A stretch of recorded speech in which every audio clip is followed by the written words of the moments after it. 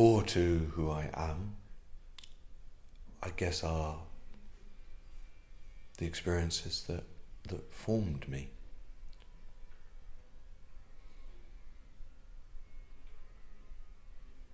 And I'm a survivor of torture. I never know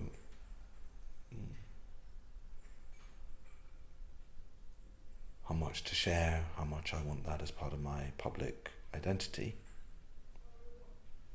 But it is also what formed me. And trauma in its light is an incredible thing. The image that arrives to me is that of a rock. You find these rocks with these beautiful luminous greens and reds. And that's because when the rock was forming, volcanic movement cracked it open, traumatized it, and allowed minerals, literally from other periods of Earth's existence, to enter that rock and to be delivered into that time. And I believe it works a little bit like stinging nettles and dock leaves, the leaves that soothe the sting. That the energies that enter into the cracks caused by trauma are always the energies needed to heal that trauma. And in Tantra, we believe that everything is in the body. So the energy that is needed to heal your own trauma, but also the trauma of your community, your family, your ancestors, your society, your whole world which exists, non-dualistically, both within and without you, enters you during trauma. So nearly all of my life was spent working to heal myself. Physically, because it's a miracle that I'm alive and not deformed. Psychologically, developmentally, emotionally, and spiritually. I'm deeply, deeply grateful to the shamanic and the tantric practices that I had access to. I'm one of the few non-white, non-extraordinarily wealthy people to have dived so deeply into Tantra.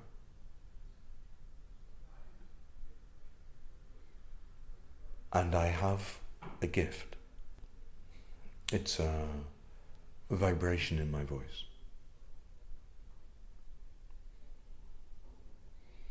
I can give it through my hands.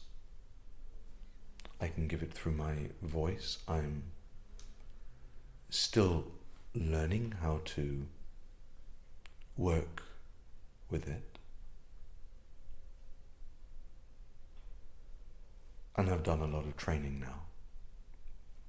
There are many wounded healers. People who understandably, feel like I've gone through pain and therefore I want to help others. But in my view, it's much easier to say, I'm going to do a counselling course to help others than to do counselling yourself. Given the degree of trauma I went through, I didn't rush to facilitate. I have been doing self-development and healing work now for more than 15 years, 16 years, both through Western modalities, Buddhist modalities. I've been training in Tantra now for 8 years or more. I've been working with plant medicine and shamanic practices now for maybe, 5 or 6 years. including time in the jungle. And it was really only after spending a lot of time in Peru in 2022 that I started to feel ready to move into giving my gift, having